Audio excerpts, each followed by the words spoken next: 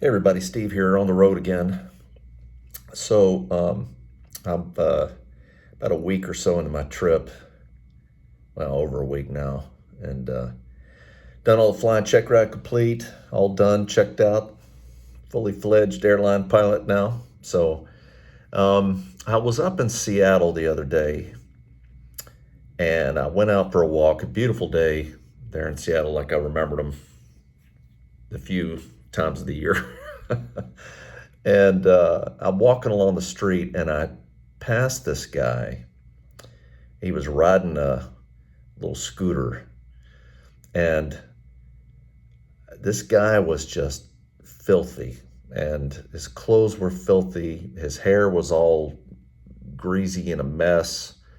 And he was just, it's obvious. He either was on something or had just come off of something, and it wasn't alcohol.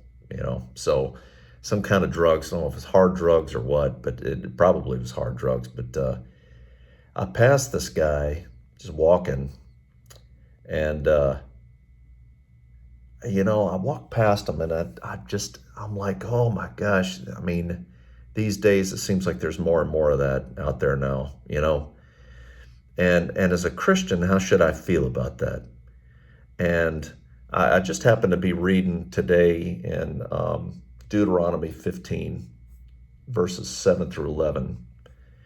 If anyone is poor among your fellow Israelites in any of the towns of the land the Lord your God is giving you, do not be hard-hearted or tight-fisted toward them.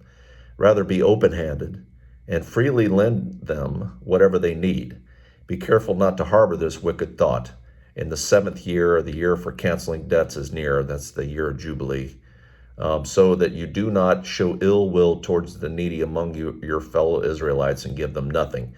They may then appeal to the Lord against you, and you will be found guilty of sin. Give generously to them, and do so without a grudging heart. Then because of this, the Lord your God will bless you in all your work and in everything you put your hand to. There will always be poor people in the land. Therefore, I command you to be open-handed toward your fellow Israelites who are poor and needy in your land. So how do I reconcile that? So this is something I've kind of worked through in my mind. I just want to share with you that I'm kind of still working through. So I welcome your comments and your thoughts. Please, help me work through this, thinking this. Now I think about that and I'm like, okay, well, this chapter in Deuteronomy was pretty clear. God was talking about Israelites and helping your brothers and sisters.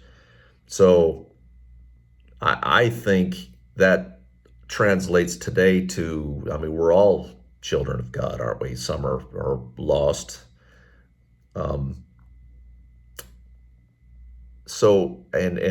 Jesus talked about that, about the poor. He quoted this verse about there will always be poor among you. And this was when the woman came in and poured the perfume all over his feet and washed his feet with her hair. And I think it was Judas was like, well, you could have sold that perfume for money and given it to the poor. And Jesus quoted and said, well, there will always be poor among you. She's doing this gift, this gift to me. But I've talked about this before, about having a giving heart and having a generous heart and a thankful heart. And I think that for me, it's having a giving heart and willing to help those in need and help the poor. And we tithe and give our tithe to organizations that help the poor, and we do that. But I believe it's children of God. I believe it's all those out there. So, but is there a difference between the poor and needy and the poor and wanty? And I think that there's a difference between poor or needy and wanty. And I wrap my mind around this, and I'm going. I'm trying to wrap my mind around this, and I was a big fan. When all the driving I would do back and forth to work, I like to listen to Dave Ramsey a lot. He has a radio show, and where people call in, and he gives Christian financial advice, and I love the ones where people call in, and he's pretty tough on people, and when people talk about, well, I mean, he's very much against, bankruptcy and things like that, because he goes, there's things you can do. And, people are like, well, I can't make ends meet or whatever. And he starts peeling the onion back a little bit, and he starts going, okay, well, do you have a cell phone? And people, well, yeah, I mean, okay, well, that's $100 a month there. Do you need a cell phone? No. And how about, do you have a second car? Well, sell one of them and take the bus. Do you have a second job? Do you, and that's his big thing. It's like, we'll deliver pizzas. What do you eat? What do you buy at the grocery store? Do you eat steak every night, or, his big thing is, rice and beans, and he talks about that in his life. I mean, there was a time when he wasn't doing so well, and he was eating rice and beans a lot. So there's things that people can do to help themselves to get out of a situation. That's his point. And so that's my first question. Is it somebody, that has a need, that's not willing to do the things they need to do to help themselves first? That's a question I have. So that's so I thought about that, and I'm like, okay, well, are there other? I did a quick search for the word work in the Bible, and there's the words replete through the Bible. I mean, if you think about God worked, God labored to create everything, and he worked 6 days, and the seventh day he rested, and there's always talk about Adam was created to work the Garden of Eden. That was his job. And so work is, and I've talked about that before. I think there's nobleness in work. There's work is good, and as men and women of God, we should work. And so then my question is well, are the people working? And I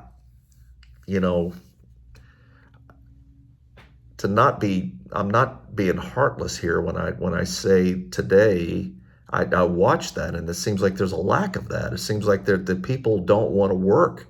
That if people could sit back and let the government pay them to not work, they would.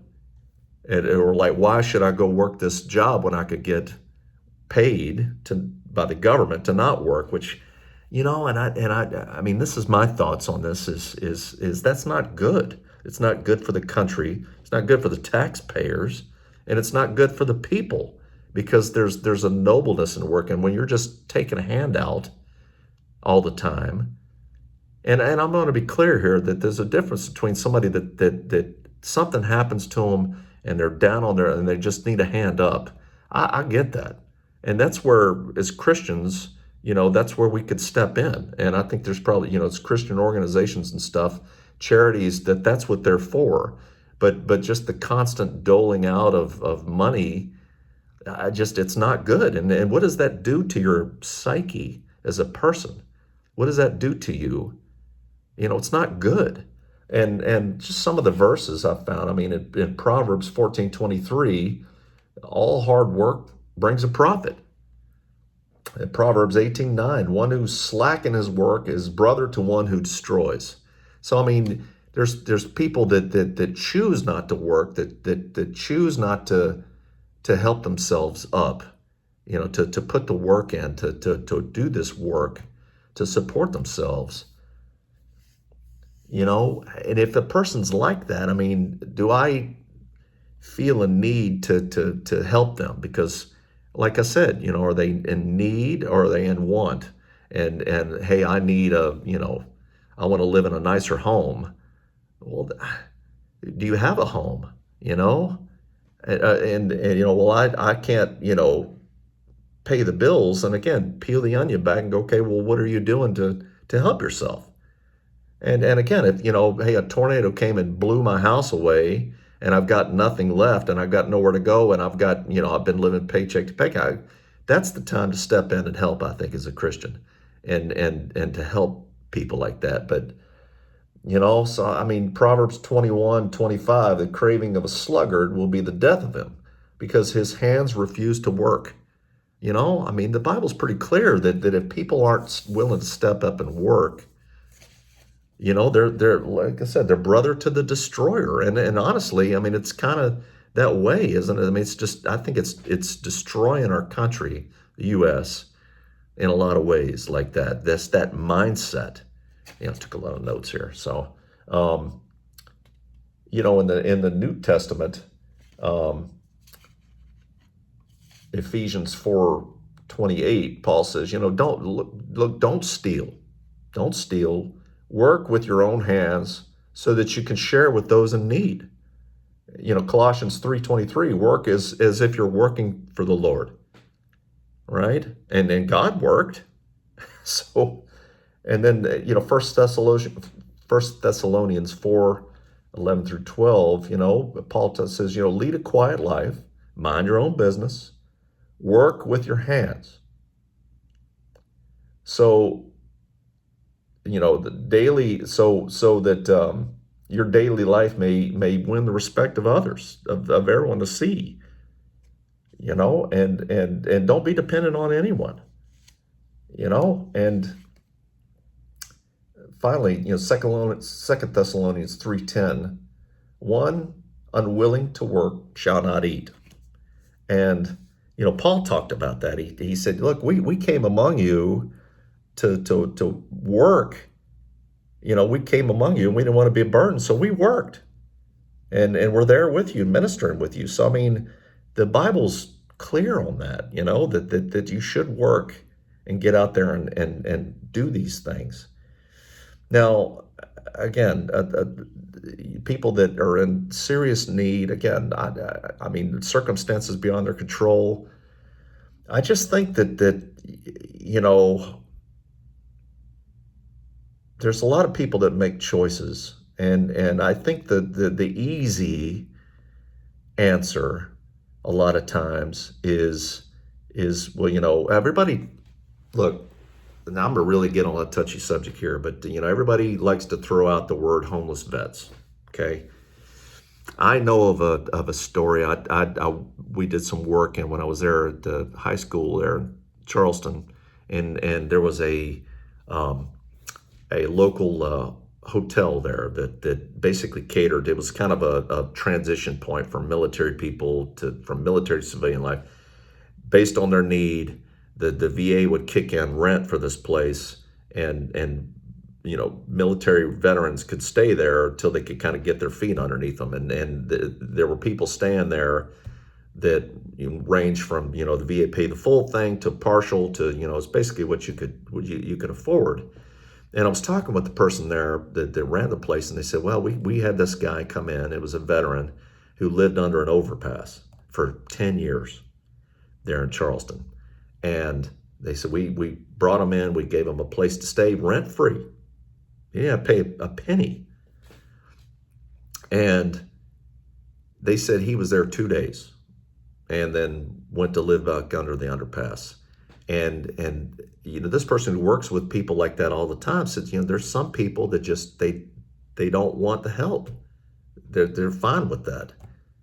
And some people, are substance abusers, and some people that are, mentally not in their right mind too. And I'm going to say, look, rather than facilitate their life on the street is, there's institutions that they should be put in to help. That's my opinion, is mentally ill should not be on the street begging for money. And it seems like society these days, it's like that's the easy road, is just throw more money at that. I've heard about vending machines in California that are offering drug paraphernalia, for people. I shake my head. And I'm like, where is the nobility in that? Where is the work? Where is I mean, it's just not good for the country. And for society, it's not good. And it's not a kindness, I think, to support that. Again, people in need, it's our job to step in and help as Christians. People that are in want, I'm helping you now by telling you there's work out there. Go get a job and go work. So, that's some heavy stuff today. Anyway, it's my thoughts on that. What do you think? Let me know. Uh, I hope you have a blessed Sunday. And again, having a giving heart. Um, just one more quick story. I remember working over in India and driving in. We had a driver because they didn't want us driving over there because it's crazy driving over there. But we got briefed and said, look, you're going to pull up to a stop sign or stoplight, and there are going to be poor people coming out of the woods, surrounded, looking for handout.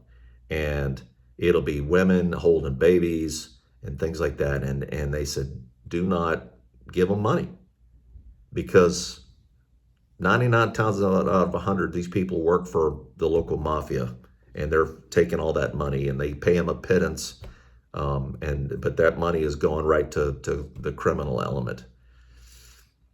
So, you want to, your heart goes out, you want to, but,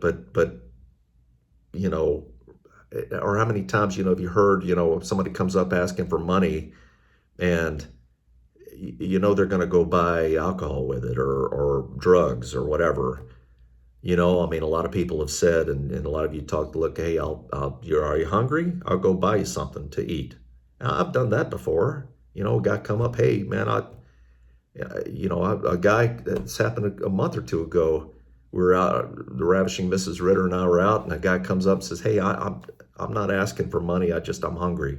I said, come on. And I took him in and bought him something to eat,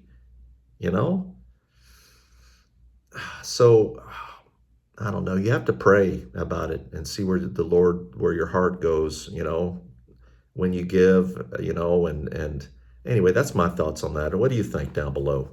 Let me know, leave a comment. Let me know what you think. I've wrapped my mind around it. I'm in prayer about it all the time because I hate to see it, but sometimes love is saying no, you know. Anyway, let me know what you think. I hope this was a blessing for you, and help me out. Let me know what you think. So we'll see you next time. Take care.